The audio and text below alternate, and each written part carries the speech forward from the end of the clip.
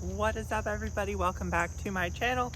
Today we are here at Lake Julian Disc Golf Course for another Formwork Friday, and today we are talking about backhands and about specifically bracing on the backhand. And this summer it has been so incredibly hot, so incredibly humid. All of the neutron discs have been grip locking, they've been sticking to my hand, and there is a way. Well, there's a couple of different ways to make plastics that are sticky and that stick to you work. You can use chalk. You can chalk the disc, you can chalk your hand, try to dry everything out so that you have the same consistent release. I don't really like that method of doing that, because then if it were to rain, what are you gonna do? So I like to be able to just kind of fan off my hand, and if that works, it works, and if not, it doesn't. But the other way is to be extremely precise with your brace. And what I mean by the brace is when we're throwing our backhand shot, we're getting to about here and then we're accelerating out, right? But if we're accelerating out and we're stepping through at the same time, we don't have a firm placement for the shot to come out, so the shot could vary anywhere from here to there, which is it's a huge difference. So one of the things that I do before I try to go throw every single day that I go throw is I try to do a little bit of this warm-up. And I've talked about this warm-up before, but this warm-up, specifically what we're focusing on today, is where is our shoulder placed and our forearm trajectory.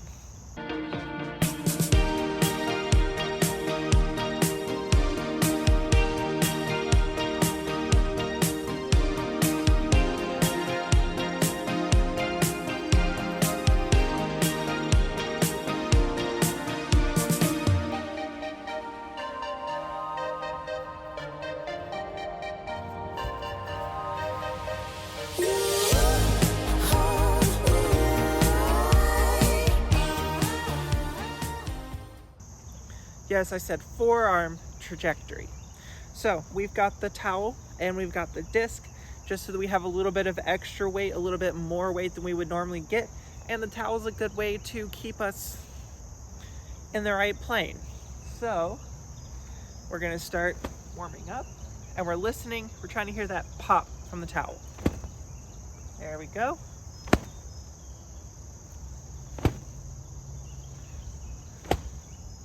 As we continue to do this, I'm also focusing on, as I come through, my forearm should be exactly 90 degrees to, or pointed directly out where I'm trying to throw at. So as it's coming in, my elbow is leading the shot, and then my shoulder is bracing, my head is down, and I can accelerate out through there, and then I can bring my shoulder up, then I can bring my head up and look. Don't look where it's going until after you've already thrown it, because you're gonna lose your brace so fast. That was a really good one.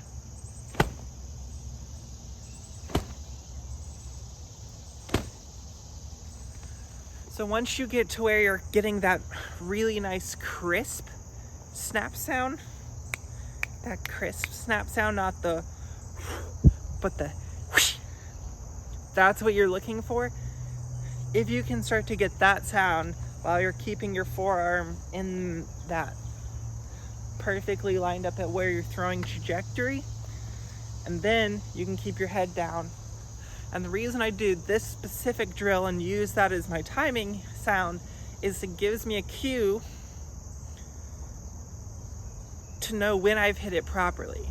So once I've hit that properly 5 or 6 times in a row, oh no, probably warmed up enough to go throw an accurate shot. With that being said, now let's go ahead and throw an accurate shot.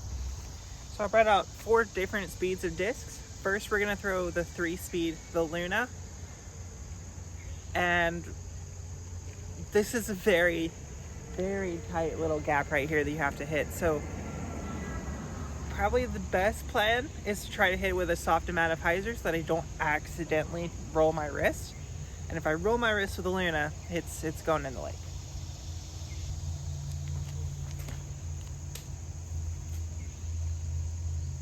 Yeah, just like that. Did you notice how a lot of times the soft shots are where I kind of step through and try to kind of soft it, but I was very, very intentional with making sure I kept my head down, my shoulder down through the throw before I looked. We are kind of jumping around today, but this hole's about 290 feet. So with the Luna, it should be a pretty firm shot.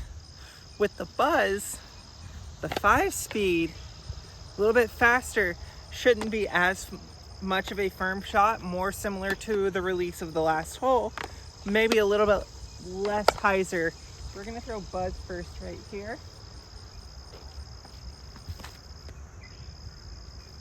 A little bit of a stand up for that consistent, reliable fade. Still could have put a little bit more on that, but here's where we go. We probably should just disc up to the Luna so that we don't mess up the power levels, because this is more of just a consistent, firm shot. But again, if we lose our brace, if we lose that consistent release, I'm going in the street and it's going to be OB.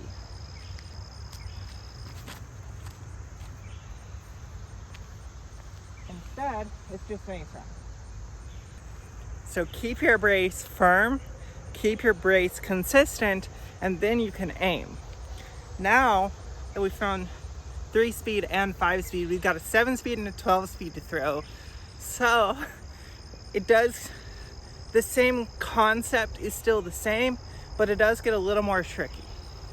From the par 4 pad back here, it is a very, very touchy shot to give yourself a good look for the 3. So here we're gonna pull out the 7-speed I brought out today, the Z Cicada. This is my laser beam dead straight shot as a fairway driver, but if you overcorrect and try to really grip it and rip it, the -1 becomes a -2 or a -3 if you overpower it or if you grip lock it. So grip locking it is very bad.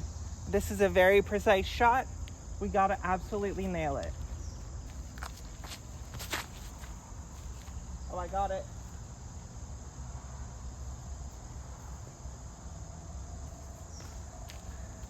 That's the shot, but if I had gone out here just a tiny bit, I'm going out in the street. So that is the shot. That's what you gotta do. Make sure you're hitting that brace, because as you disc up, as you get faster and faster rim disc in your hand, the brace becomes more and more important because you're hitting discs harder, so the brace has to be more firm. Next shot, we got a 12-speed, so what can we hit with that? I hope I'm warmed up enough. From distance drivers down to putters, doesn't matter what speed disc you're throwing. If you have a consistent brace, you're going to be a more consistent player. So make sure you're finding that brace for you. Find the feel of the brace. Because if you can feel it, you can throw it. But if you can't feel it, it's going to be really hard to find that feeling over and over again.